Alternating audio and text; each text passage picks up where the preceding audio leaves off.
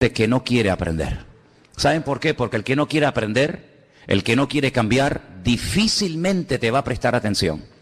Va a estar siempre buscando, como decimos vulgarmente, las cuatro patas al gato, tratando siempre de buscar un argumento, despotricando en contra de todo o de todos, incluido Dios, para justificarse a ellos mismos. ¿Saben que hay un libro en la Biblia donde hay un hombre que comienza, entre comillas, a quejarse y a presentar argumentos de por qué está viviendo así, por qué actúa asao? Y hay un momento en el que Dios lo interrumpe y le dice: oye, Job, ven para acá, escúchame un momento. ¿Tú me vas a condenar a mí para justificarte tú? Y ahí Job se calla. Porque muchas veces decimos: no, es que yo soy así porque es que mi padre, es que mi madre, es que el gobierno, es que el diablo, es que Dios, es que el vecino, es que mi marido, es que mi madre, es que mi padre. Siempre alguien tiene la culpa menos uno mismo. Y saben, lo tremendo de la palabra de Dios es que Dios no se casa con nadie. Y Dios siempre nos señala al centro del corazón y nos indica que podemos cambiar de país, podemos cambiar de marido, podemos cambiar por fuera, lo que tú quieras, pero hasta que tu corazón no cambie. Le puedes echar la culpa a quien tú quieras, pero tarde o temprano, si no es a los 20, será a los 30, si no a los 40, si no a los 80, si no a los 100, espero. Algún día tendrás que pararte y decir: yo también me he equivocado en la vida. No todo lo que he hecho, no todo lo que he dicho, no en todo lo que he creído he acertado. Porque no hay una persona perfecta, perfecta solamente es Dios. Hay un libro muy bonito, yo les recomiendo a todos. Generalmente es un libro que se recomienda mucho a los jóvenes, pero yo se lo recomiendo a todo el mundo. Y es el libro de Proverbios. El libro de Proverbios es sabiduría puesta por escrito, para que me entiendas, ¿no? Y hay uno de los proverbios que dice: hay caminos que al hombre le parecen derechos, pero su fin son caminos de muerte. Hace muchos años escuché una anécdota de un padre que en la cama, ya agonizando, llama a su hijo y le dice: hijo, te voy a dar lo único que me ha quedado para que lo puedas heredar. Y le da un supuesto diamante de incalculable valor y le dice: mira, este diamante que tú hoy estás heredando de mí, yo lo heredé de mi padre y él del suyo. Y es algo que ha ido pasando de generación en generación. Este diamante no tiene valor, es de incalculable valor. Nunca lo vendas, nunca te deshagas de él, es una joya familiar.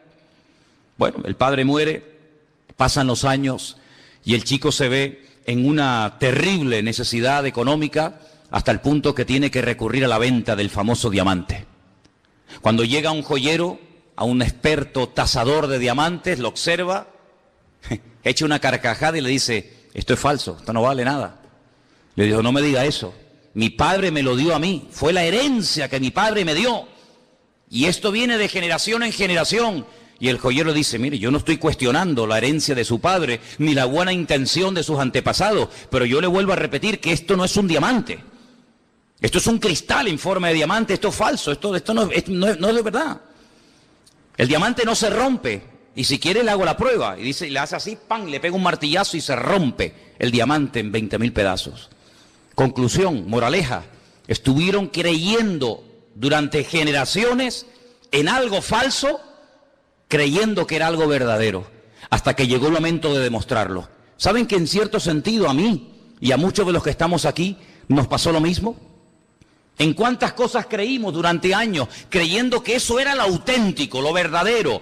¡Qué suerte tuvimos de haber nacido en el país en el que nacimos y de haber recibido la herencia espiritual o religiosa de nuestros antepasados! Porque era un honor creer en aquello. Y cuando comenzamos a comprobar las tradiciones, nuestras creencias a la luz del manual de la Biblia, nos llevamos las manos a la cabeza y dijimos: Dios mío, bendito sea tu nombre. Creímos durante años y practicamos en cosas que no eran así, que no están ni en la Biblia. Es más, hasta las prohíbe la Biblia, porque son cosas erróneas, mandamientos humanos, que se han ido reforzando, ¿verdad?, de generación en generación. Pero como alguien dijo, tarde o temprano usted tendrá que comprobar sus creencias, amigo. Tarde o temprano usted tendrá que decir: oye, ¿esto es la verdad o es mentira?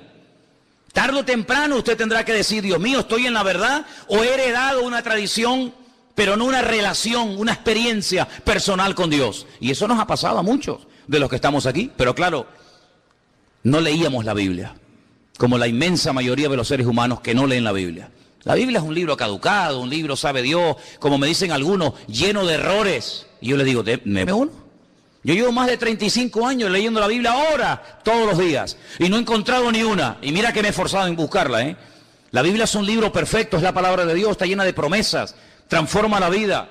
Es un mapa, es una brújula, es el GPS que Dios le ha dado a la humanidad para que no se pierda, para que no se tuerza. Ay, si ahora en Grecia, en vez de estar buscando soluciones humanas, fueran a la Biblia, Señor, ¿qué tenemos que hacer para salir de este callejón sin salida en el que nos hemos metido? Ay, si las naciones y los políticos dejaran su arrogancia y su soberbia a un lado, y esa fe que han depositado en filosofía o en libros escritos por seres humanos normales y corrientes, comprobaran a la luz de la palabra de Dios qué cambios económicos, qué cambios espirituales tienen que tomar, el mundo sería una balsa de aceite. Pero lamentablemente el hombre sigue creyendo que él tiene la solución y, como dijo el Señor, un ciego no puede guiar por el buen camino a otro ciego, porque tarde o temprano los dos, el que guía o el que pretende guiar y el que es guiado, los dos caerán en el mismo hoyo, porque están ciegos. Y el mundo está ciego, hermano. El mundo va a la deriva, porque no quieren reconocer de que se ha equivocado. Y por eso, amados hermanos, tenemos que dar infinitas gracias al Señor, porque hay un versículo en la Biblia que dice que nosotros estamos en el verdadero, y el verdadero se llama Jesucristo, el Hijo bendito de Dios. ¿Cuántos dicen amén? Quiero llevarles en esta tarde un proverbio, hablando de proverbios, al capítulo 18, precisamente el versículo 21, y quiero que lo leamos entre todos, si lo tienen ahí a mano, por favor. Proverbios capítulo 18, versículo 21. Esto es una bomba, ¿eh? Esto es algo tremendo. Te vas a dar cuenta del poder tan grande que Dios ha puesto dentro de nosotros, para bien o para mal, cuidado. Esto es como todo. El que inventó la dinamita, pues oye, con ella puedes matar a miles de personas, o con ella puedes abrir un hueco en una montaña y hacer un túnel para que pasen los coches o para que pase un tren, ¿verdad? Proverbios 18, 21, ¿lo tienen, hermanos? ¿Sí? Venga, vamos a leerlo en alta voz todos. La muerte y la vida están en poder de la lengua, y el que la ama comerá de sus frutos. Otra vez. La muerte y la vida están en poder de la lengua. Ay, amigo. Alguien dijo en cierta ocasión que de aquí para abajo no nos diferenciamos en nada de los animales.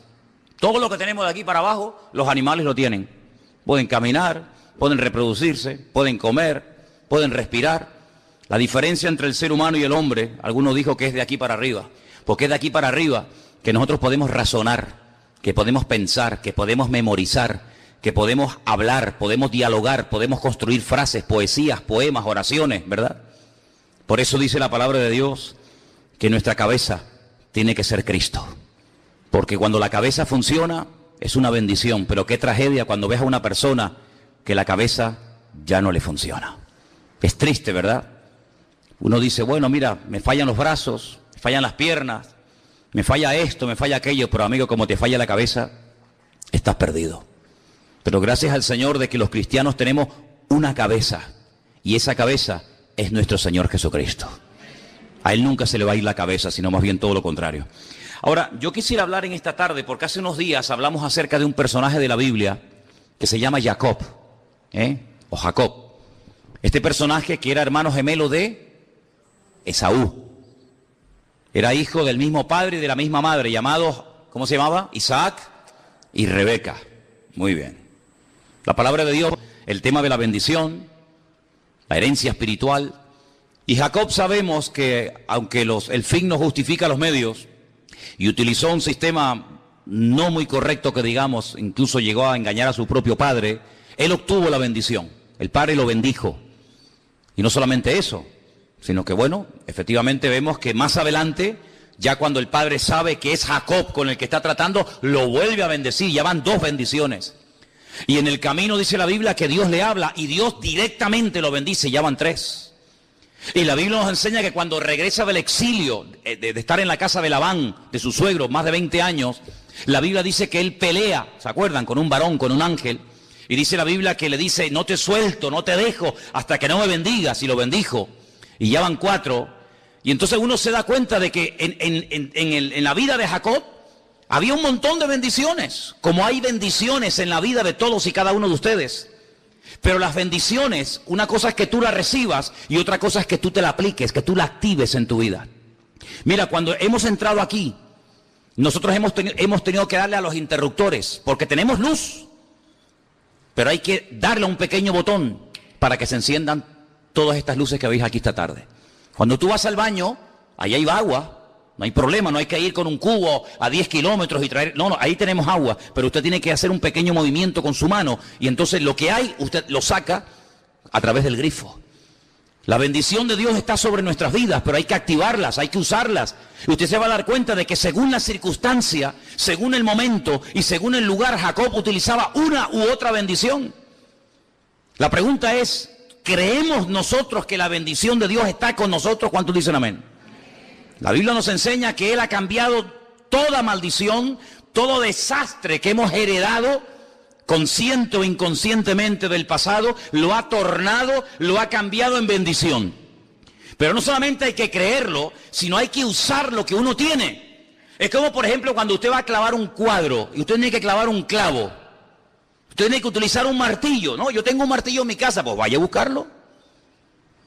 Cuando usted quiere sacar un tornillo, tendrá que utilizar un destornillador. Cuando usted quiere hacer un agujero en la pared, tendrá que usarlo. Servirás. El diablo entonces le dejó, y aquí vinieron ángeles y le servían. El Señor Jesucristo podía haberse dado la vuelta, podía haberse marchado, pero no. Proverbios 18:21 dice que el poder de la muerte y de la vida está en la lengua. Y el Señor lo que hizo es utilizar sabiamente la palabra correcta para que en ese momento ese ataque que él estaba recibiendo quedara totalmente neutralizado y no surtiera ningún efecto en su vida. Ok, vamos a dejar esa historia ahora. Estamos en 2015, Santa Cruz de Tenerife. 8:00 de la tarde. Usted se pregunta, ¿y a mí para qué me cuenta este hombre todo esto?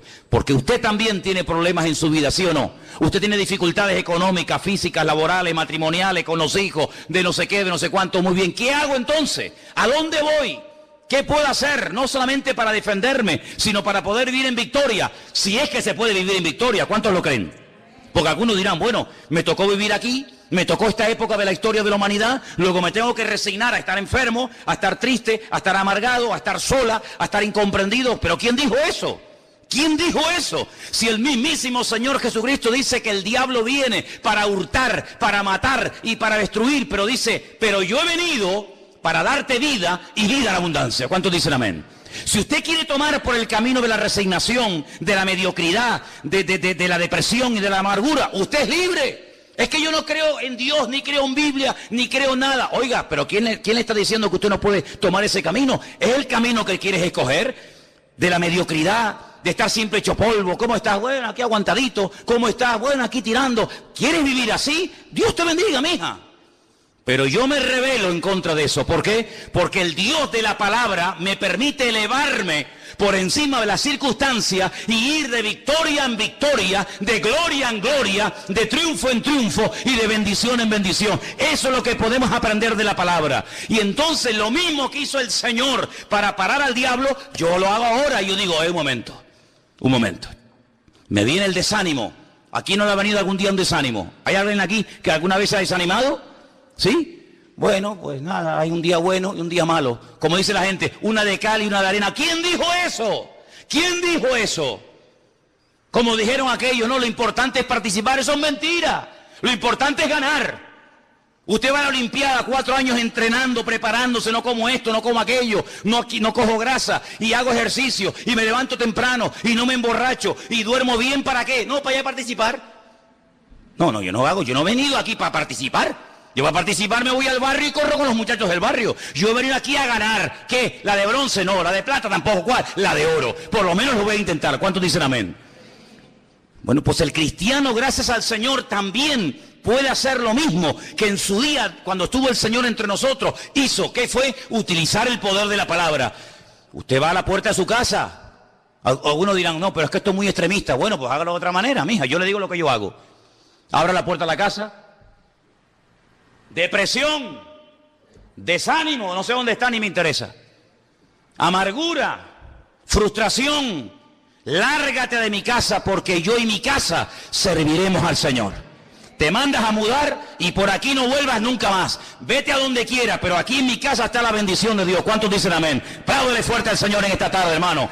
Eso es lo que tienes que hacer. Eso es lo que tienes que hacer. Porque Jesús lo hizo y el diablo se fue. Viene la enfermedad. Viene la enfermedad, porque vendrá. ¿Cómo está hoy las rodillas? Ay, es que la artrosis. ¿Esa quién es? No, la artrosis. No, la sé qué. Y algunos dicen, no, es que es por la edad. ¿Quién dijo que en la Biblia la persona, porque es mayor, tiene que estar enferma? ¿Dónde viene eso? Es como el que dice, es que está rebelde porque está en la edad de la rebeldía. ¿Y cuál es la edad de la rebeldía? No, los 14, sí, pues yo conozco gente con 50 años que son más rebeldes que muchachos de 20. ¿Por qué asociamos cierta edad con rebeldía? ¿Por qué asociamos? ¿Por qué tenemos que asociar enfermedad con tener ciertos... Oiga, yo veo en la Biblia gente que murió de viejo y no de enfermedades. ¿O es mentira? ¿De qué murió Abraham? ¿De qué murió Isaac? ¿De qué murió Jacob? ¿De qué murió mi abuelo otro día? ¿De qué murió mi abuelo con 105 años? ¿Se le acabó la pila? Bueno, hijo, la pila se acaba, es normal. Pero nunca tuvo una enfermedad, nunca lo operaron de nada, ¿no? Oiga, pues yo le he dicho al Señor, Señor, si tú eres el Señor y eres mi pastor y tú eres lo que quieres lo mejor para mi vida, yo quiero que toda enfermedad, tú, Señor, si es tu voluntad, la quites de mi vida. Y quiero estar hasta el último minuto de mi vida sin dolores y sin enfermedad. Y usted dice, eso es imposible. Al que cree, todo le es posible. ¿Cuántos dicen amén? Al que cree, todo le es posible. ¿Usted lo cree? Gloria a Dios. Gloria a Dios.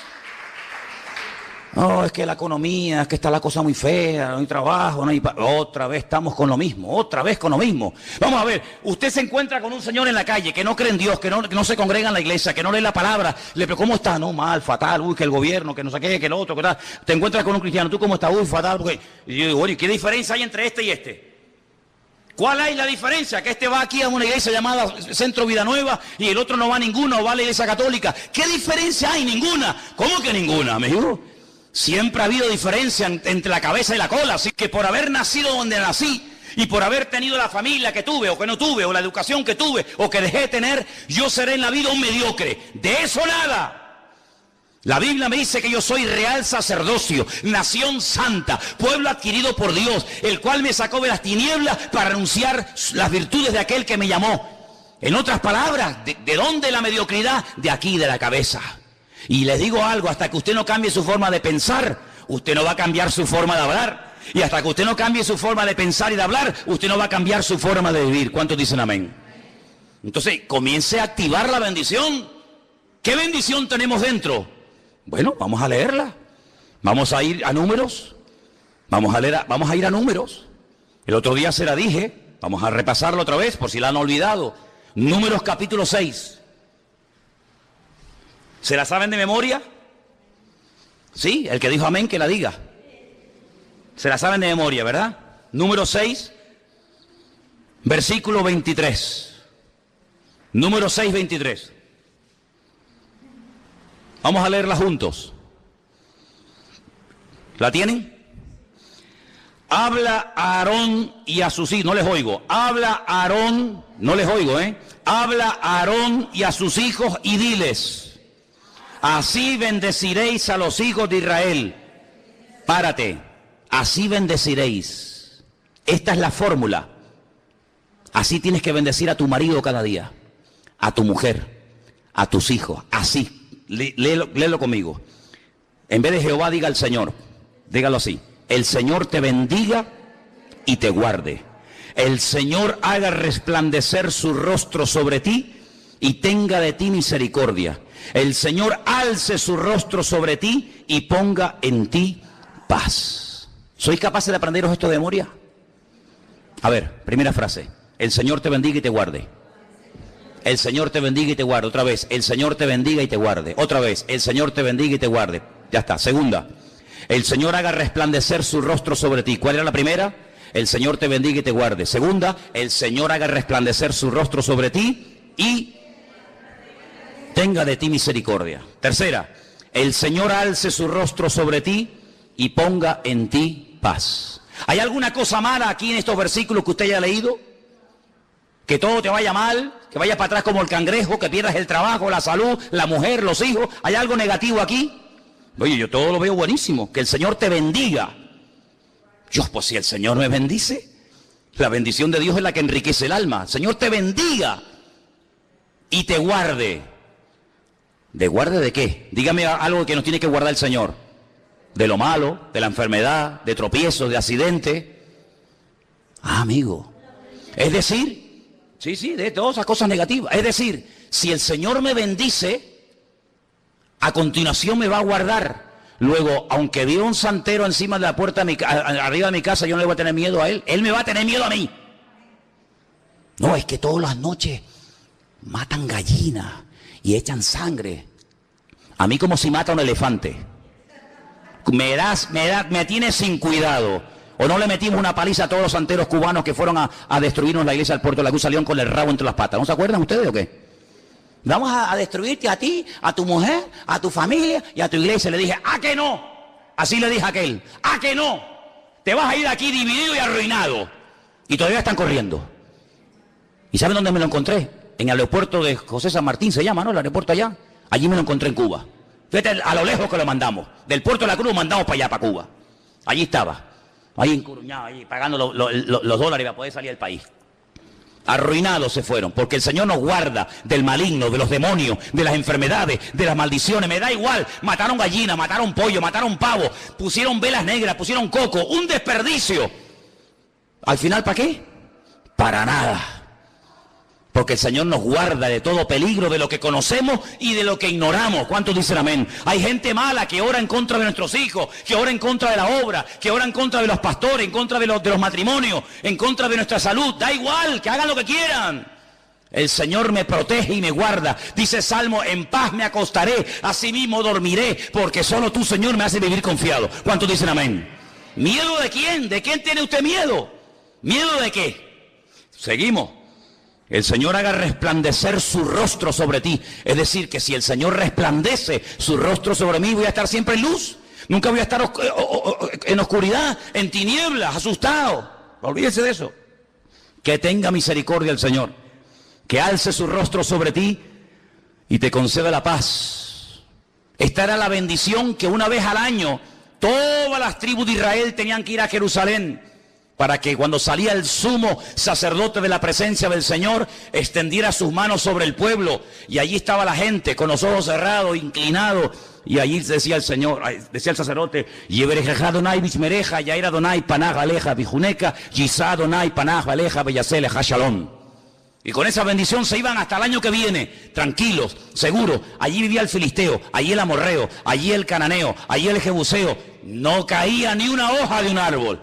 Tranquilos, allí se morían los ganados, aquí parían las ovejas, hermano, pero una cosa terrible. Allí había sequía, muerte. Aquí había agua en abundancia. Mire, ustedes saben, yo llevo más de 10 años viajando todos los años a Israel, en varias ocasiones. Usted cruza una calle, no le hablo de 20 kilómetros. Usted está en este lado, seco, muerta, aquí no crece, hermano, ni la mala hierba. Cruza la calle, hay una bendición alucinante. ¿Por qué? Porque ahí está la bendición de Dios y aquí no está la bendición de Dios. Usted lo puede ver en la Biblia, en Egipto. Allí había tinieblas, aquí la gente comía y saltaba y brincaba en la casa porque estaba la luz y la presencia del Señor. Allí se morían los animales, aquí no paraban de parir. Allí abortaban, aquí no abortaba nadie. Porque Dios siempre ha marcado una diferencia entre el que cree en Él y le obedece y entre el que no cree y le rechaza. ¿Por qué? Porque la bendición de Dios está dentro, pero usted tiene que activarla con la forma como habla. Entonces, cuando usted se levanta por la mañana, hoy el Señor me va a bendecir, hoy el Señor está conmigo, los dolores se marchan, las enfermedades se van, la depresión se larga. ¿Por qué? Porque soy más que vencedor en el nombre de Jesús. Ahora una cosa, pero esto funciona, inténtelo, pruébelo. Es que yo no creo en eso, yo tampoco creía. Pero no solamente decir, sí, bueno, está muy bonito, está muy interesante. No, es que yo no estoy aquí para que usted me aplauda ni me diga qué bonito y qué interesante. A mí no me interesa su opinión. Yo estoy aquí para ayudarle a usted y para enseñarle a vivir por encima de las circunstancias. Y da igual si vive en Corea del Norte, en Cuba, en Japón, en Norteamérica, me da igual. Nuestro Dios está por encima de todo eso. Y podemos vivir en paz y podemos dormir tranquilos y podemos tener la bendición de Dios. ¿Por qué? Porque Él no cambia. ¿Cuántos dicen amén? Por eso, amado hermano, hay que activar la bendición. ¿Cómo se activa? Hable. Cuando le preguntan ¿cómo está? Ya empezamos mal. ¿Qué significa? ¿Eso qué significa? ¿Cómo está, hermana? Bueno, hace así. Bueno. ¿Pero qué? ¿Pero eso qué es? Pregúntele a Cristiano Ronaldo, pregúntele a Messi, ¿cómo está? Aquí jugando en el Real Madrid, ganando 20 millones de euros al año, con 17 coches de lujo, Ferraris, casas, helicópteros, aviones, bueno, aguantadito.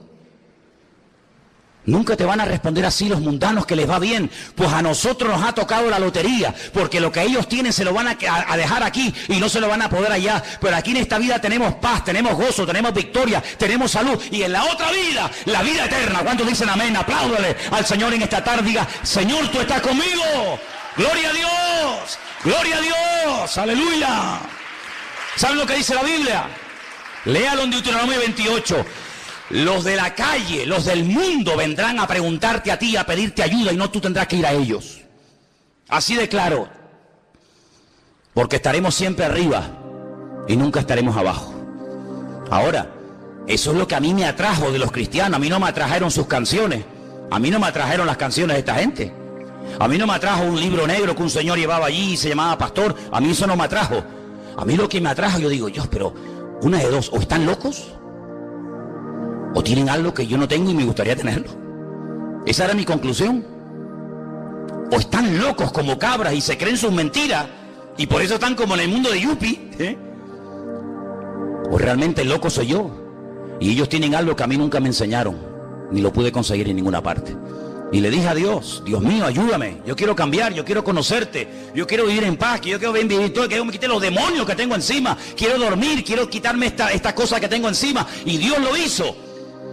Y hasta el día de hoy el Señor no me ha fallado. Así que active lo que lleva dentro con la forma como habla. No permita que el diablo le atrape la forma de hablar, porque el poder de la vida o de la muerte está en la lengua. ¿Cómo está? Bien. Y su matrimonio en bendición. Y tus dolores, mis dolores, yo no tengo ningún dolor. El Señor está conmigo como poderoso gigante.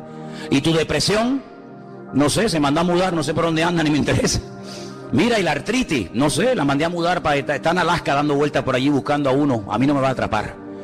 Cuando el profeta Ageo, léalo en la Biblia, es un libro chiquito, lo lee en 10 minutos. Cuando el profeta Ageo llegó un día a la ciudad de Jerusalén y vio a todo el mundo deprimido, amargado, vio a los agricultores quejándose y le dijo, ¿pero qué les pasa? Dice, es que sembramos y sembramos y sembramos y cuando llega el tiempo de la cosecha no cosechamos nada. Qué interesante.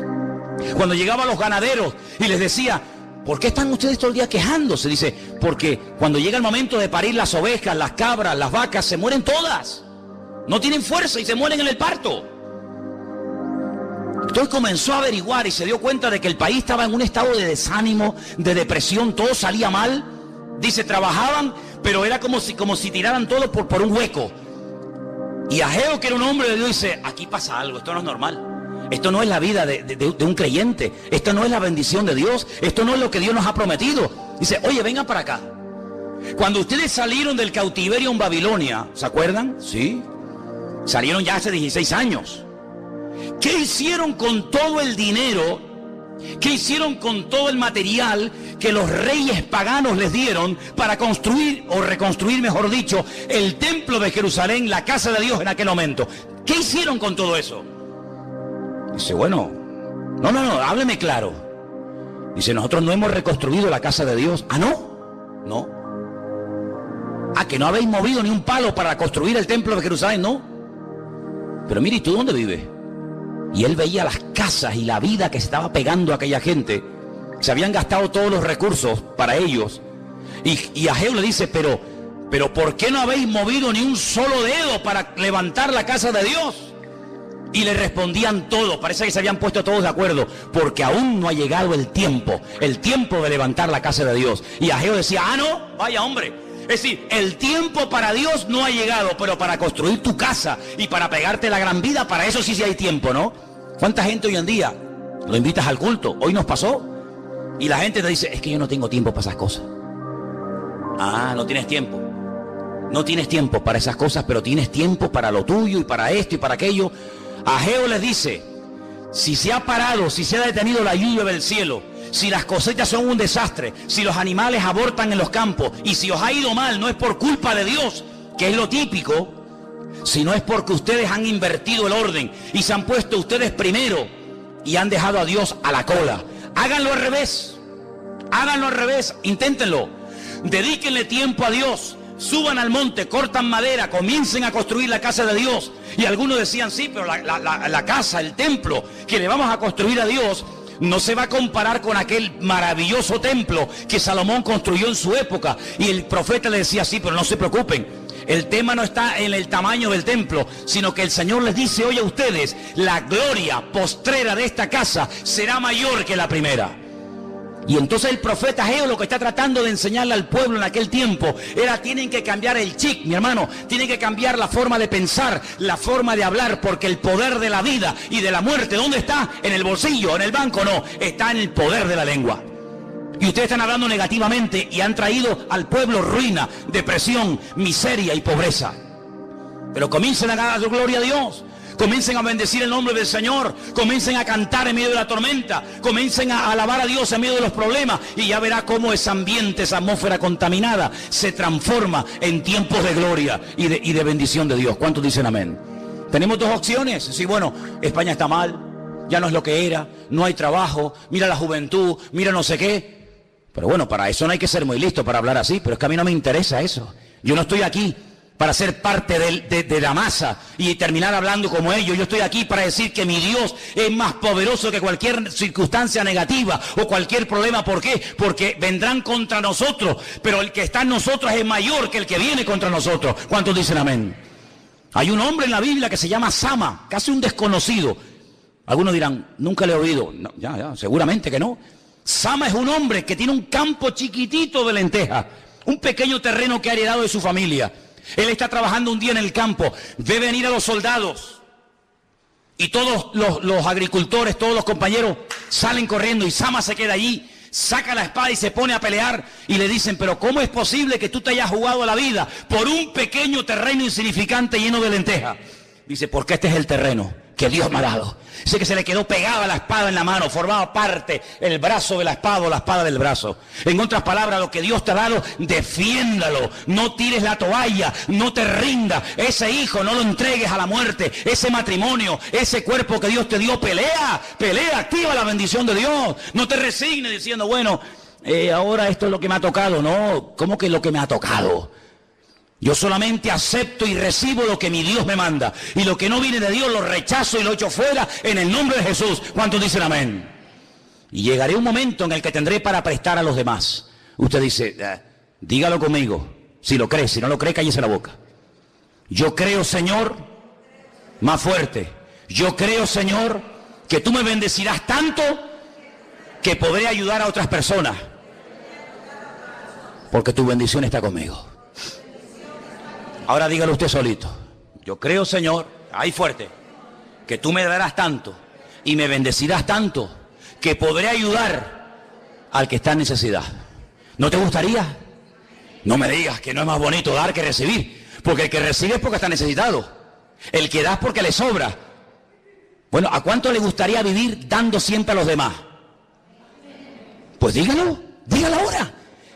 Proverbio dice, el poder de la vida o de la muerte, el destino está en su boca. Señor, yo declaro que quiero vivir dándole a los demás. ¿Cuántos dicen amén?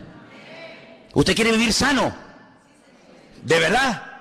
Pues dígalo conmigo. Yo declaro, Señor, que mi cuerpo, que tú lo has creado, estará sano y fuerte hasta el último día de vida, en el nombre de Jesús. Pues mire, hermano, y tú dices, pero no puede ser tan fácil. Por eso la gente no se lo cree, porque es muy fácil. Y por eso la gente hace locuras, y usted ve que se crucifican, y que se dan con un látigo, y van caminando por acá, porque parece que lo difícil, lo duro, lo que tiene que pagar un precio una persona, es lo verdadero y lo fácil. Pero claro, déjeme que le diga algo, nos resulta tan fácil porque la parte difícil, la parte dura, ya la hizo Él. ¿Cuántos dicen amén? Si quieren hacemos al revés, ustedes son crucificados, ustedes son torturados, ustedes son apaleados, pero el Señor dijo no, déjenme la parte difícil a mí y yo les dejo a ustedes la parte fácil. Pero somos tan cabezones y tan orgullosos que ni siquiera a veces la parte fácil estamos dispuestos a hacerla. Active la bendición de Dios en su vida. Leía estos días algo muy interesante. Imagínese un negocio que para que usted gane algo de dinero tiene que invertir mucho. ¿Es un buen negocio invertir mucho para ganar poco? Yo no conozco a nadie que diga, voy a invertir 10.000 euros para ganar 500. Permítame, usted es un naval. ¿No es un buen negocio invertir 500 y ganar 10.000? ¿Sí o no? Ah, amigo. La gente trabaja 12 horas diarias para ganar algo poquito. Y ahora con lo que usted ha ganado, usted puede comprar horas, usted puede comprar tiempo. Es un mal negocio. Trabajar mucho para ganar poco es un mal negocio. La Biblia me indica bíblicamente invertir poco para tener mucho. ¿Creen que la Biblia hablará de eso?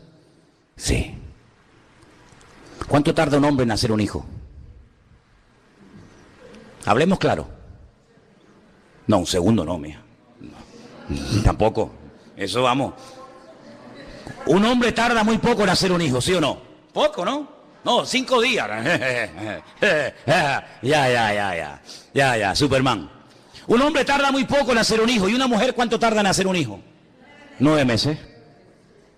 Es decir, si un hombre hace una inversión pequeña para tener un beneficio grande, entonces, según la Biblia, el negocio más grande del mundo es tener hijos. Por eso dice la Biblia que la bendición y la herencia del Señor son los hijos. Por eso el diablo muchas veces, y las circunstancias de la vida, se han encargado de impedir que las parejas tengan hijos. Porque la mayor bendición del mundo es tener hijos. Por eso Abraham no podía tener hijos. Por eso Isaac no podía tener hijos, sus esposas. Por eso Jacob no podía tener hijos. Por eso hay muchas personas en la Biblia que eran como estériles, porque el Señor sabe perfectamente que con una breve inversión la bendición es grande. Tú tienes un hijo en 9 meses, un hombre en poco tiempo, y lo tienes toda una vida. Pero después de ese hijo, viene el hijo del hijo, que sería el nieto.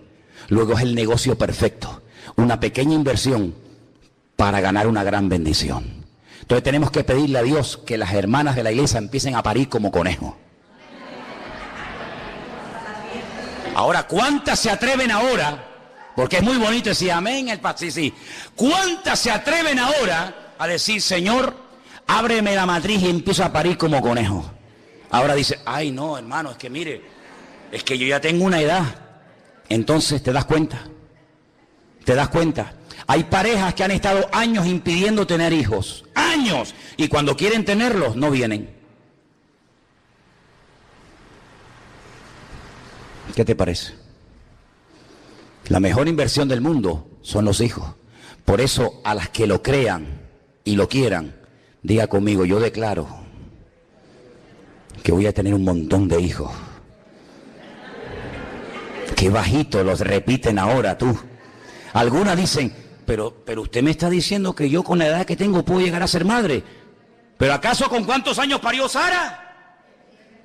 Oye, qué tremendo sería que hermanas que ya tienen aquí una edad, ¿tú te imaginas? Vendría la televisión, vendría la prensa, vendría la radio diciendo, en esa iglesia las mujeres de 70, 80 años están pariendo. Eso fue lo que pasó en los días de Abraham, que la gente decía, oye, ¿tú has oído el qué? Hay un viejo allí en el desierto, se llama Abraham, tiene 100 años, ¿y qué? Y la mujer tiene 90, es estéril. Y dio a luz un hijo. Y se convertían la gente un montón y venían a la tienda de Abraham a decir cómo. Y él era un momento que aprovechaba para dar testimonio. El mundo ya no se va a convertir por palabra. Ese tiempo pasó. El tiempo va a ser impactado cuando vea que nosotros verdaderamente vivimos lo que creemos. Y amados hermanos, ¿cuántos años estuvo Isaac? ¿Cuántos años estuvo Isaac y Rebeca esperando tener hijos? Un montón de años, hasta que un día oraron y cuando oraron, el Señor abrió la matriz y comenzó a parir. Entonces, amado hermano, yo pongo este ejemplo como podría poner cualquier otro, pero no permita, no se resigna a decir, bueno, esto es lo que me tocó. No, lo que me tocó no.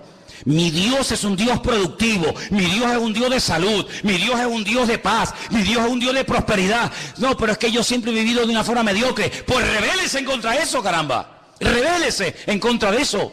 Porque la bendición de Dios es tuya, no es algo que es una lotería. Bueno, a mí no me tocó, a él sí le tocó. No. La Biblia dice en el libro de los Hechos que en la iglesia primitiva no había ningún necesitado. Pero bueno, serían poquitos, no me digas poquitos. Mire, empezaron con 120. Un día predica Pedro, se convierte en 3.000 personas. A los pocos días se convierte en 5.000. ¿Cuántos van ya? 8.120, que eran poquitos. Dice, y no había ningún necesitado entre ellos. En una masa de 8.000 no había ningún necesitado. Pues no. ¿Y cómo puede ser que en una iglesia de 40 haya tantos necesitados? Y en una masa de 8.000 no hay ningún necesitado. Algo así aquella gente que tenemos que comenzar a hacer nosotros. Y es activar la bendición de Dios. Mi familia va a ser una familia bendecida. Mis hijos, los más bendecidos del mundo. Mi cuerpo, un cuerpo sano. Hermano, yo digo una cosa, esto tiene dos opciones. O lo creo o no lo creo. No hay término medio. Bueno, no sé. Bueno, usted decide hoy. Mi obligación es compartir la palabra, darle la enseñanza. Esa es mi obligación. La suya, aceptarla o rechazarla. Usted está en su pleno derecho. Pero yo y mi casa serviremos a Dios. Pero no de cualquier manera. No arrastrándonos ni mendigando. Porque el rey David dijo, yo fui joven y ahora yo ya soy mayor, he envejecido. Y nunca he visto a un justo desamparado ni a su descendencia mendigando comida por las calles. Y el Dios de David, el Dios de Abraham, el Dios de Pablo, el Dios de Moisés, es nuestro Dios. ¿Cuántos dicen amén? Moisés tenía 120 años.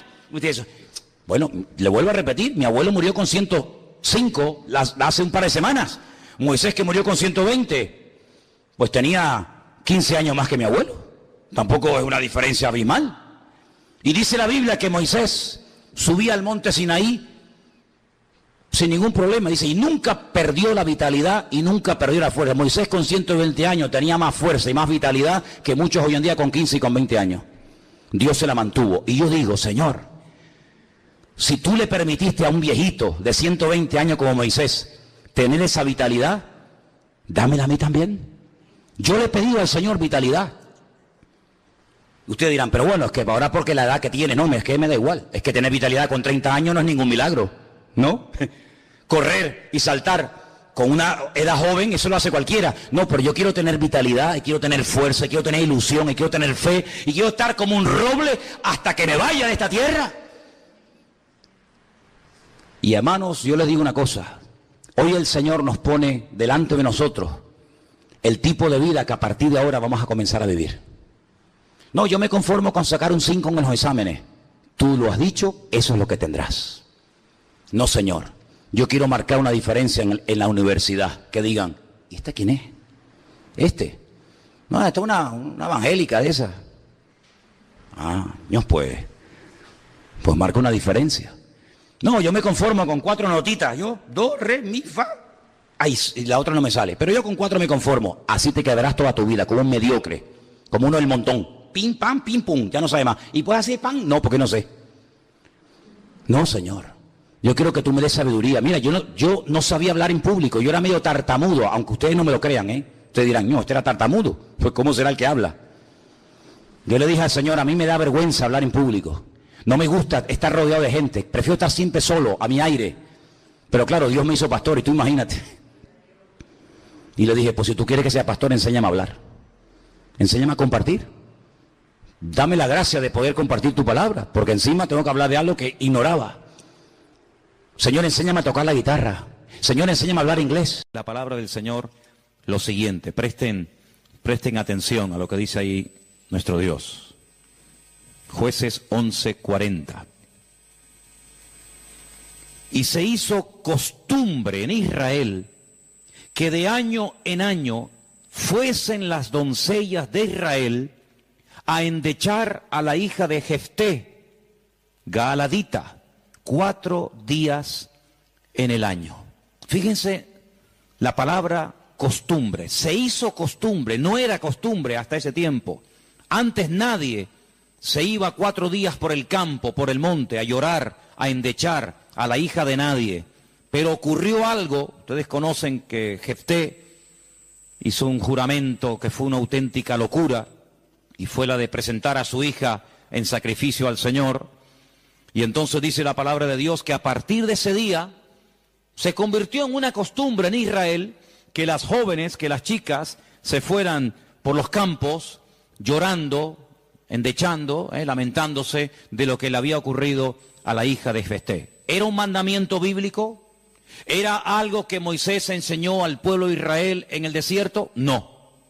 Sino que se hizo costumbre. Empezaron un año y otro año, una generación y otra generación, hasta que aquello se convirtió en una costumbre.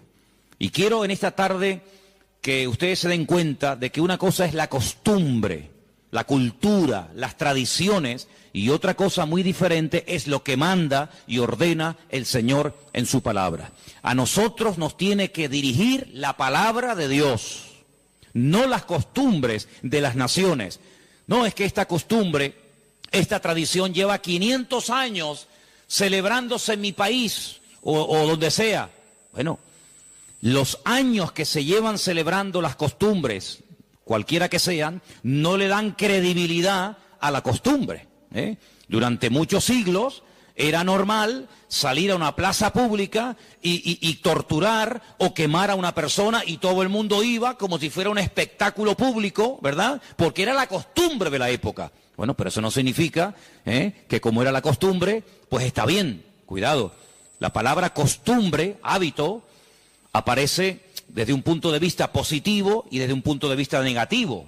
Por ejemplo, la Escritura dice en el Evangelio según San Lucas que el Señor Jesucristo, conforme a su costumbre, iba el sábado a la sinagoga.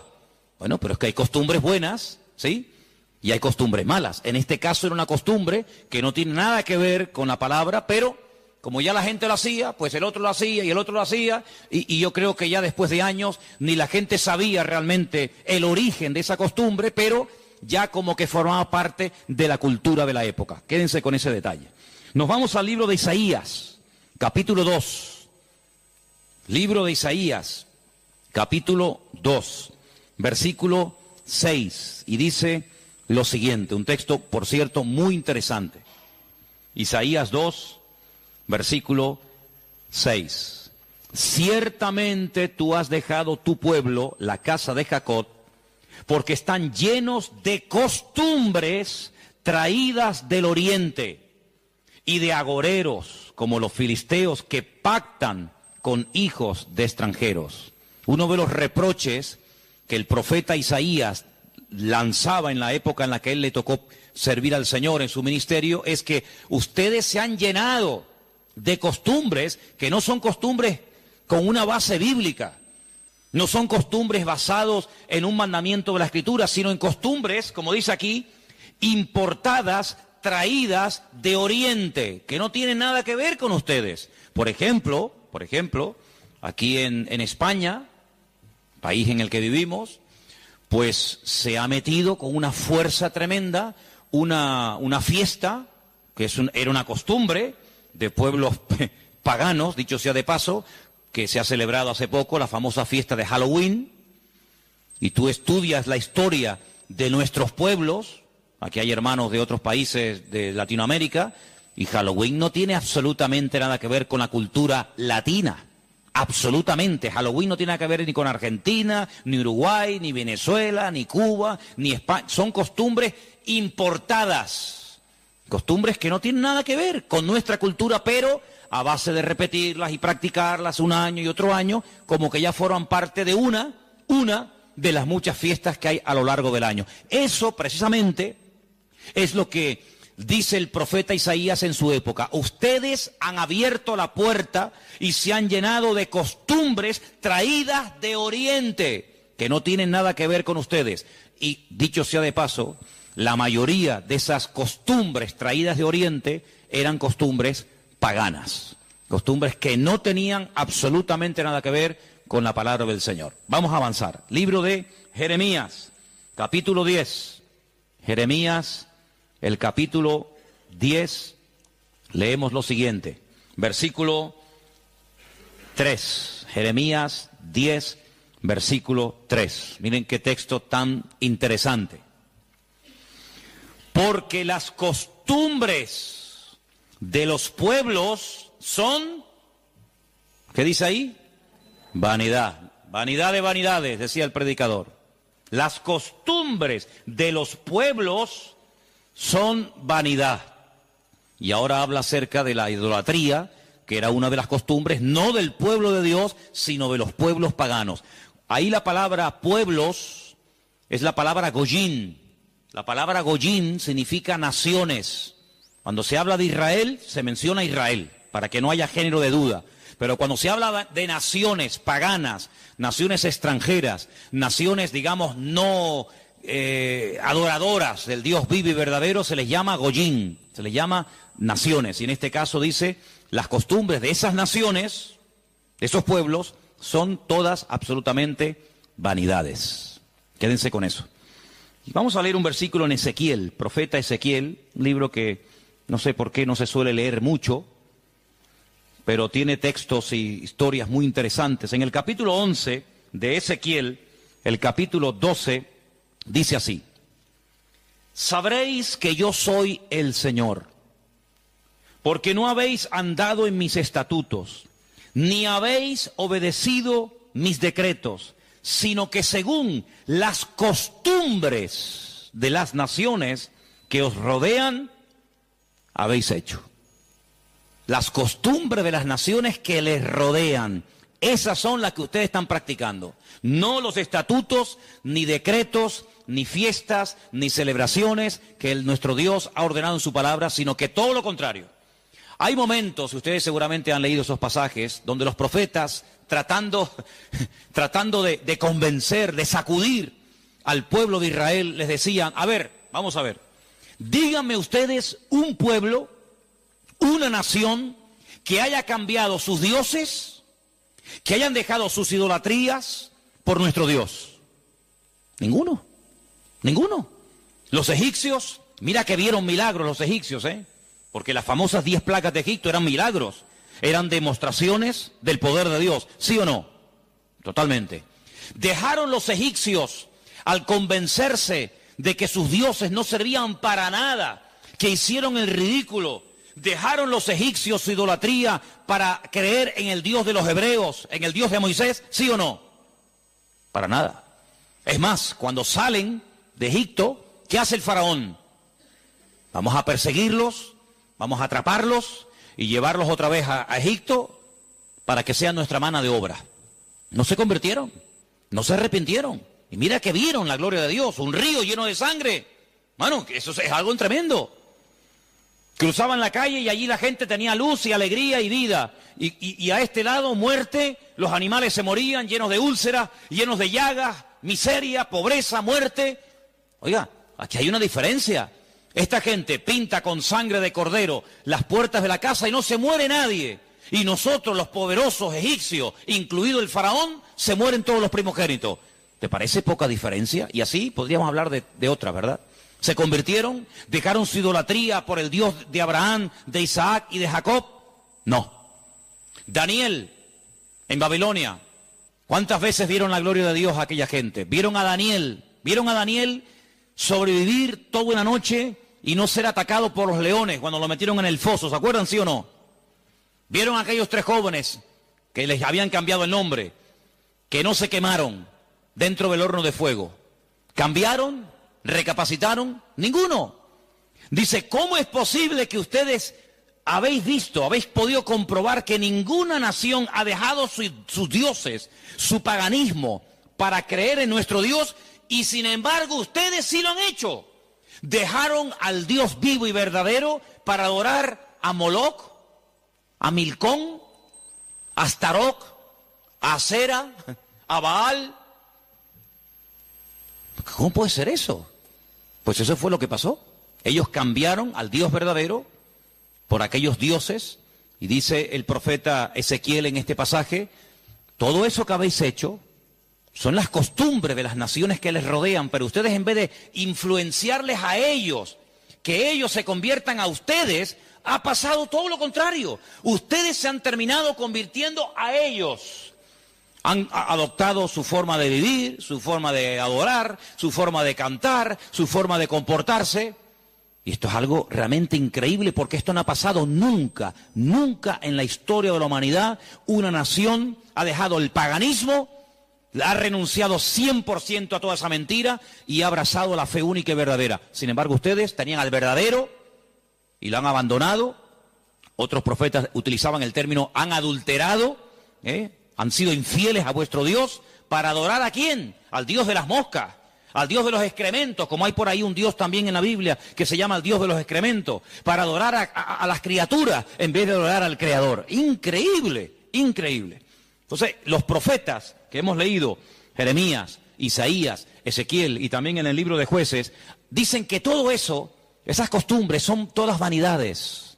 Y entonces nosotros como creyentes, que hemos, como dice la Biblia, pasado de muerte a vida, cuando nos convertimos al Señor, cuando salimos de donde hemos salido cada uno, pues tenemos con el paso del tiempo que no solamente decirle al Señor, Dios mío, gracias por haberme salvado, gracias por haberme perdonado los pecados, sino que quiero también pedirte, quiero que me ilumines, porque a lo mejor de mi antigua vida, cuando yo no te conocía, cuando andaba en la ignorancia, cuando estaba en la idolatría, en las costumbres que practiqué yo y mi familia durante toda la vida, Señor, quiero que tú me ilumines, por si acaso todavía puede ser que en mi vida, en mi familia, en mi forma de hablar, de pensar, de vestirme, etcétera, etcétera, todavía quedara algo que no está bien, pero que como lo hace todo el mundo, pues no parece que sea tan malo.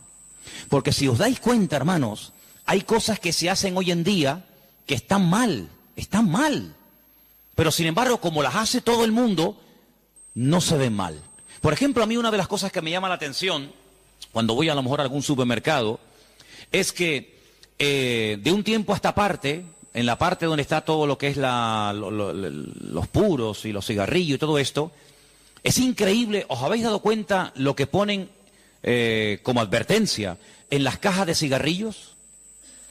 El cigarrillo mata, el cigarrillo produce enfermedades pulmonares, cáncer y esto y lo otro.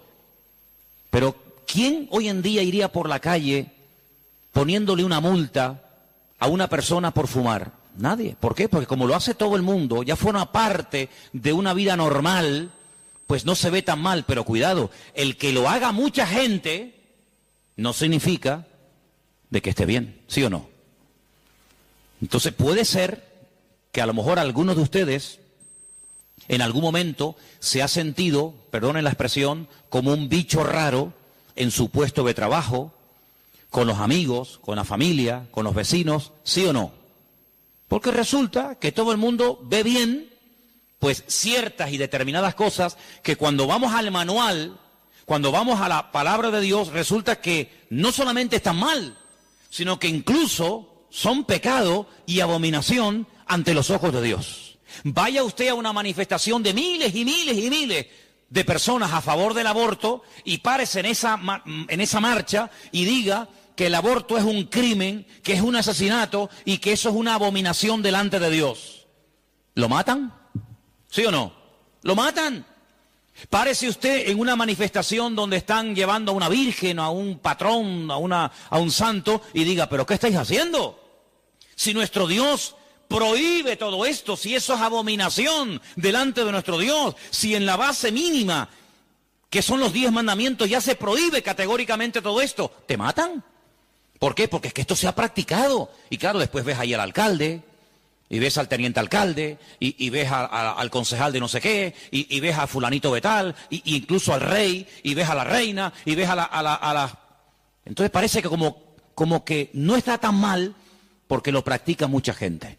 Y quiero decirte, querido hermano, que en algún momento de tu vida puede ser que tú te sientas como que vas contracorriente, como que la gente como que no te entiende y como que tú estás en otra frecuencia, en otra onda, y es como algo imposible de que lleguen a un entendimiento. Pero al fin y al cabo yo pregunto, hermanos, ¿nosotros a quién tenemos que agradar?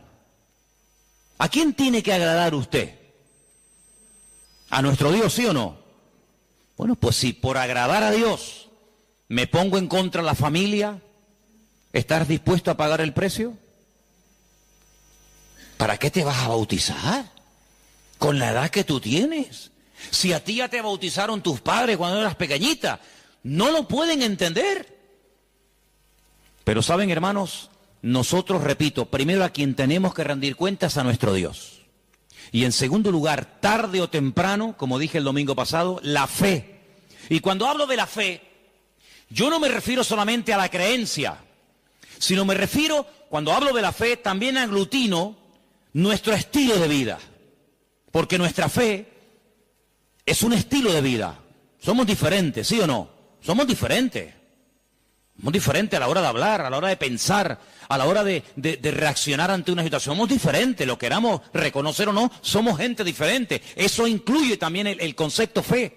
No solamente que creo en un Dios, en un cielo, en un infierno, en la Biblia como palabra de Dios, sino que la fe me lleva a una serie de cambios. Bueno, pues en ese paquete de mi estilo de vida, yo tengo que pararme y decir, ¿lo que estamos haciendo forma parte de una base bíblica o de costumbres que se han ido traspasando de padres a hijos, de generación en generación? Y yo, como he formado parte toda la vida, evidentemente, de este sistema de vida del mundo, pues las he incorporado como algo normal, pero nunca me paré a preguntarme si lo que yo estaba practicando, si lo que yo estaba creyendo era de Dios o era algo totalmente antibíblico.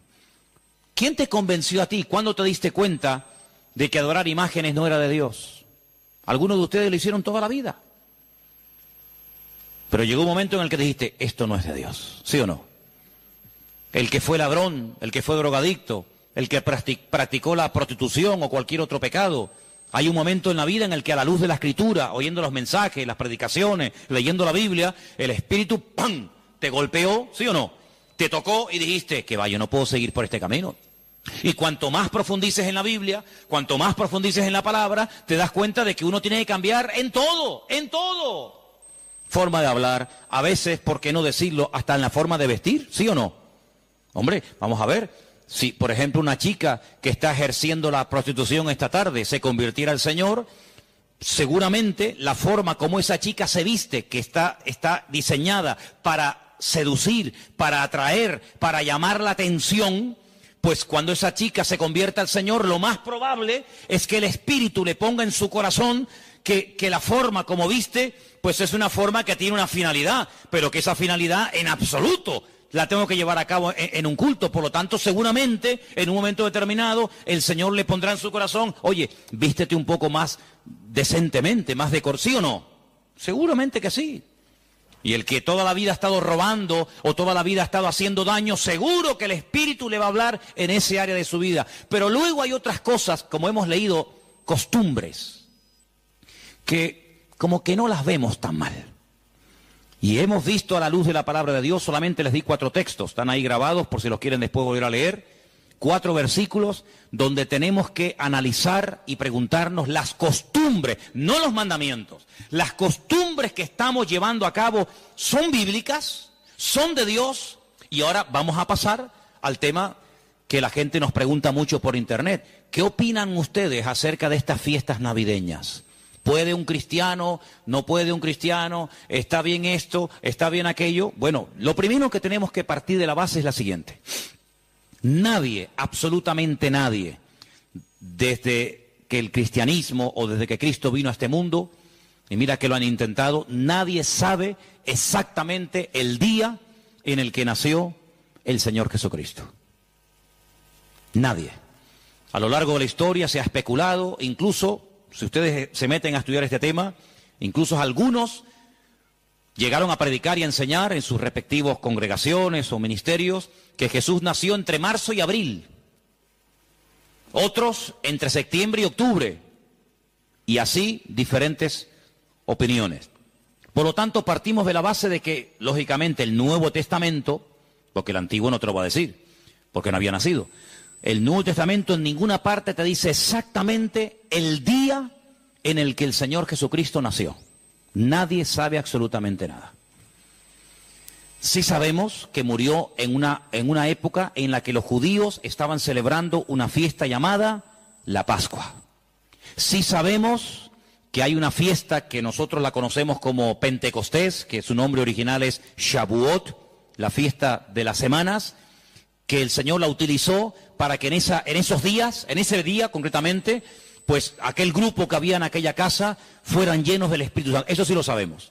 También podemos saber con exactitud que el Señor Jesucristo, la noche que fue entregado y en ese lapsus de entre una hora y otra, y fue a ser crucificado, se estaba celebrando la fiesta de los panes sin levaduras, que se unía a la de la Pascua. Todo eso está clarísimo.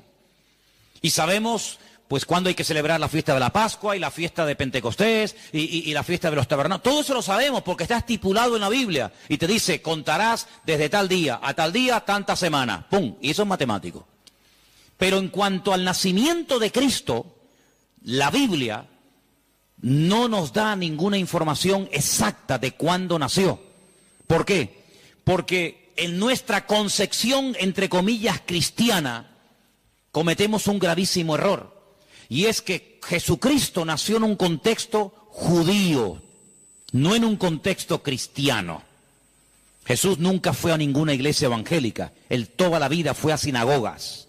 Jesús nunca practicó costumbres cristianas. Las costumbres que él practicó, y su padre y su madre y sus antepasados, eran costumbres judías, ¿verdad? Por lo tanto, para nosotros se comienza a contar desde el nacimiento del niño y dice, bueno, el niño nació el 2 de octubre. Pues al año que viene, el día 2 de octubre, el niño cumple un añito. ¿Sí o no? En la mentalidad judía no se cuenta el tiempo así. En la mentalidad judía, en el momento en el que la mujer sabe que está embarazada, en el que la mujer sabe perfectamente que sí o sí está embarazada, ahí se empieza a contar. No a partir del nacimiento a los 9 meses, ¿me entendéis? Por lo tanto, ya empezamos mal. Es como, por ejemplo, cuando nosotros decimos, bueno, ahora mismo aquí en Tenerife tenemos las 8 en punto de la noche. A las 12:01 será día viernes. Eso según nuestro calendario, según nuestra cultura, según la Biblia, ya es viernes. ¿Por qué? Porque en cuanto cae el sol y ya se puede ver, aunque sea una sola estrella en el firmamento, automáticamente ya estamos al día siguiente. Entonces dice, entonces todo es al revés. Bueno, hay que saber estas cosas. Nuestro calendario gregoriano, inventado, mandado a hacer por un papa, tiene 365 días. El calendario bíblico tiene 360 días. Otro dato a tener en cuenta. ¿Qué te parece? Y así podríamos contar cantidad de detalles que cuando uno va a la palabra, uno tiene que conocerlos. Porque si no, ya estás partiendo equivocadamente. Y entonces decimos, el nacimiento del niño marca el momento de su nacimiento y de su próximo cumpleaños. Te vuelvo a repetir, la vida en la cultura judía, en la cultura hebrea, se cuenta a partir de la concepción, no a partir del nacimiento. Ahora bien, tengo aquí algunos datos que les voy a leer en esta tarde, que son muy interesantes, pero primeramente quiero decir lo siguiente. No sabemos la fecha exacta del nacimiento de Cristo. No hay ni un solo ejemplo, ni uno solo. Si alguien sabe de alguno, por favor que lo diga ahora, o calle para siempre. No hay ni un solo ejemplo en el Nuevo Testamento de nadie que haya practicado el nacimiento de Cristo, que haya celebrado, mejor dicho, el nacimiento de Jesús. La única fiesta que nos obligó el Señor a recordar frecuentemente fue, dice, haced esto, háganlo en memoria de mí. Y cada vez que comáis este pan y cada vez que bebáis de esta copa, mi muerte estáis anunciando hasta que yo vuelva. Es una orden. Yo sé que hay movimientos cristianos o evangélicos que no practican esto de tomar pan y vino asiduamente, porque dicen que es algo simbólico. Bueno, yo solamente lo digo con todo mi respeto, no saben lo que se pierden. Y es una interpretación incorrecta. Yo creo que es bíblico y estamos todos de acuerdo, ¿sí o no? O sea, hay que partir el pan y el vino. Hombre, hay iglesias que lo hacen todos los domingos. Elena, por ejemplo, se crió en una iglesia que todos los domingos, sí o sí, todos los domingos a la mañana, se llama culto de comunión. Por eso, porque se da la comunión. Hay iglesias que lo hacen una vez al mes, otras iglesias una vez al año, etcétera, etcétera. Pero que hay que hacerlo, hay que hacerlo. Pero Jesús nunca dijo, los discípulos nunca dijeron, Pablo nunca escribió, Pedro nunca escribió, Santiago nunca escribió, ningún discípulo escribió, y también tenéis que recordar todos los años el nacimiento del Mesías. No. Mira, recordamos cuando partió el pan y el vino e inauguró el nuevo pacto. Recordamos su muerte, claro. Recordamos su resurrección. Recordamos la venida del Espíritu Santo en el día de Pentecostés. Recordamos un montón de cosas, pero bíblicamente no te puedo demostrar, no lo puedo hacer. Te estaría mintiendo. No te puedo demostrar bíblicamente que los primeros cristianos celebraban el nacimiento de Cristo. No lo hacían. Ni siquiera es un mandamiento de la Biblia el celebrar dicha fiesta. Entonces te estoy dando información para que lo sepas. La fecha exacta del nacimiento de Cristo no se encuentra registrada en el Nuevo Testamento. Ahora, el famoso día 25 de diciembre ha sido un día que en el mundo pagano, en el mundo greco-romano, ustedes saben que estaban los babilónicos, luego vinieron los medos persas, a continuación los griegos y después los romanos. El Antiguo Testamento, lo que llamamos vulgarmente Antiguo Testamento, termina con el imperio medo-persa. Pero cuando empezamos a leer el Nuevo Testamento, nos encontramos a los romanos. Y tú dices, ¿pero y los griegos? ¿Ves? La Biblia no te da información sobre los griegos.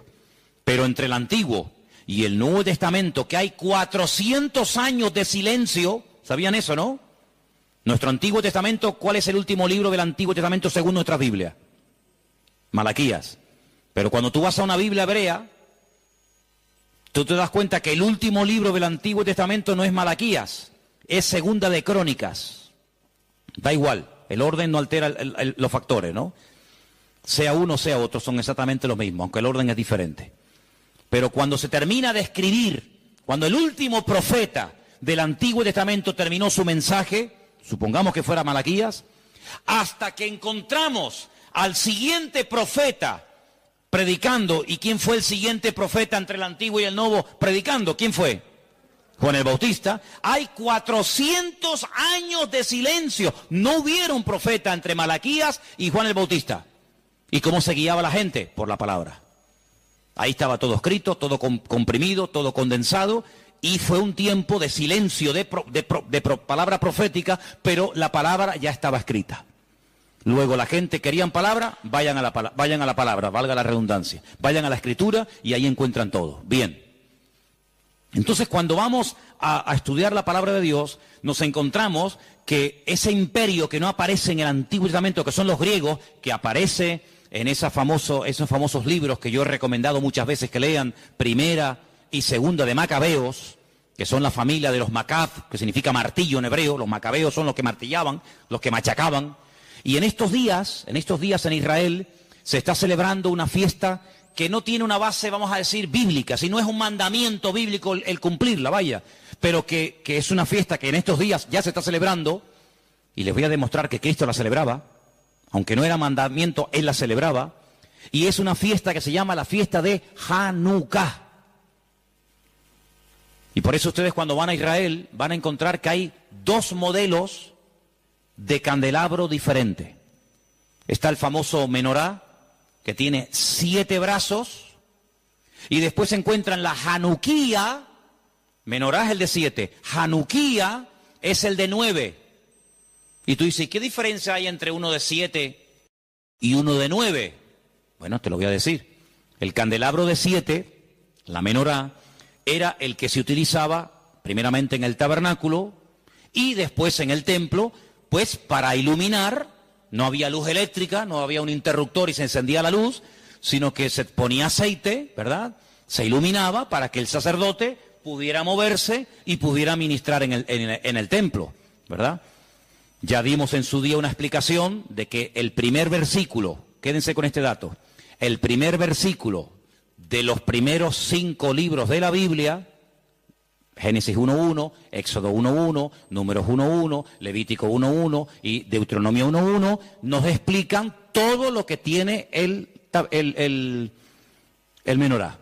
¿Cuántas palabras tiene en hebreo el primer versículo de Génesis? 7 brazos. Otra característica de la menorá la encontramos en Éxodo 1.1 y así sucesivamente, pero no voy a entrar en detalles acerca de eso. Pero en la época de los seleucidas, en la época de los griegos, déjeme que le cuente algo de historia, que es bueno saberlo. Cuando Alejandro Magno muere, dicen que era homosexual, no dejó descendencia. Es el único imperio que pervive después de la muerte del emperador, pero no en sus hijos, sino en sus generales. Por eso Daniel, cuando está en Babilonia, dice que él vio a un leopardo con 4 cabezas. Y las 4 cabezas son los 4 generales que cuando Alejandro Magno muere, se reparten en 4 pedazos el mundo que había conquistado Alejandro Magno, ¿verdad? Uno de los trozos que se reparte tenía que ver con Israel. Y allí estaba el famoso Antíoco Epifanes, que era terrible, terrible.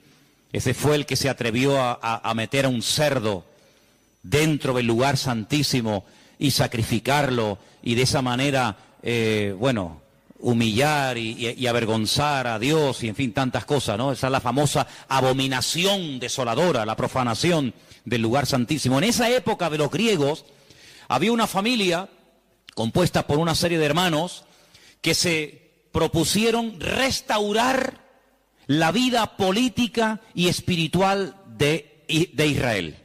Los griegos dominaban, el templo lo habían convertido en un gimnasio, habían impedido los sacrificios y aquello era un desastre. Esta familia se levanta, primero un hijo, después el otro hermano, todos murieron como mártires, es una historia tremenda.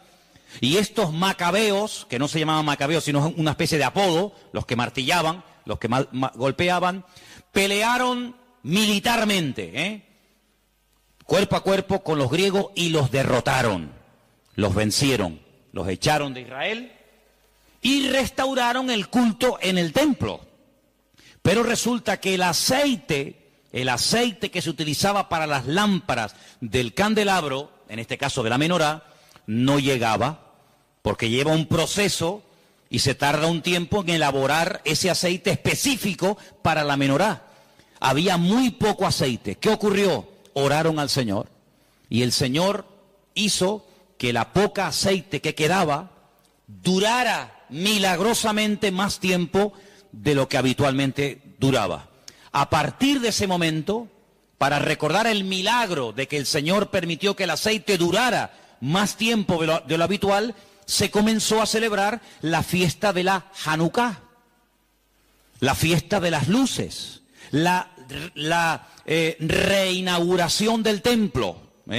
Entonces, en esta época del año, para recordar ese milagro, se enciende con la vela del centro, cada día una vela diferente, hasta llegar a 9 velas, porque ese fue el tiempo que duró el aceite. Y eso es lo que significa la fiesta de Hanukkah. Ahora ustedes pueden ver, dice, y Jesús subió al templo a la fiesta de la dedicación del templo. Y tú dices, ¿qué fiesta es esa? Porque ahí no dice Pascua, ahí no dice Pentecostés, ahí no dice tabernáculo, dice a la fiesta de la dedicación del templo. Pero si el templo ya estaba inaugurado cuando Cristo vivía. Pero era la fiesta en la que se...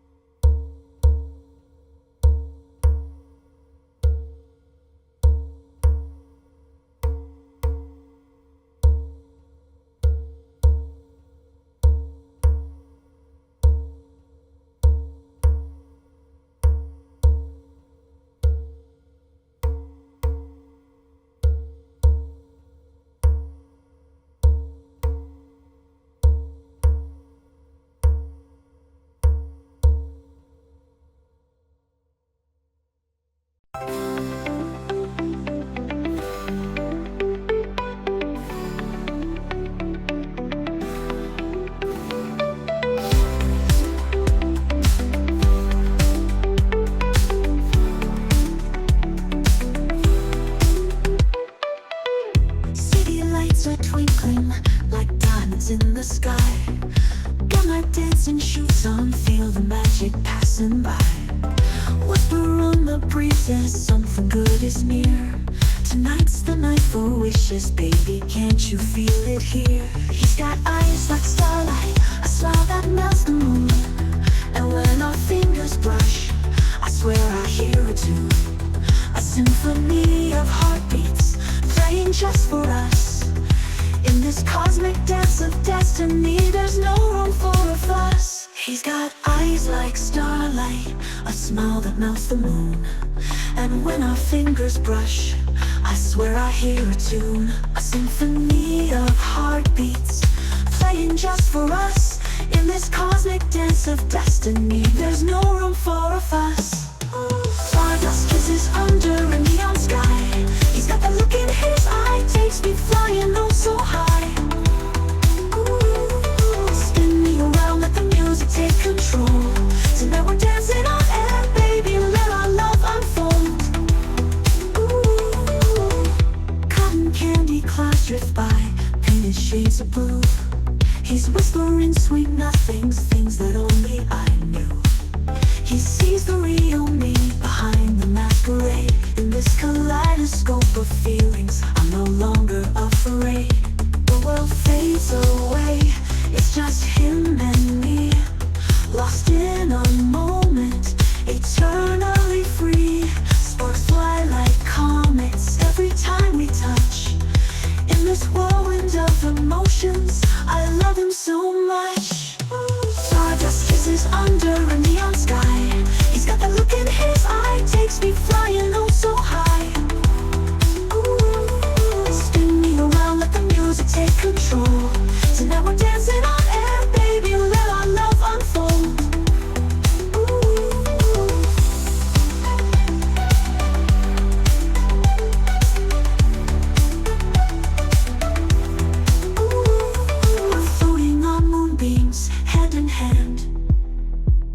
This night's a fairy tale written in the sand. Forever starts now in this electric dream. Our love's a supernova, shining bright it seems. Stardust kisses under a neon sky.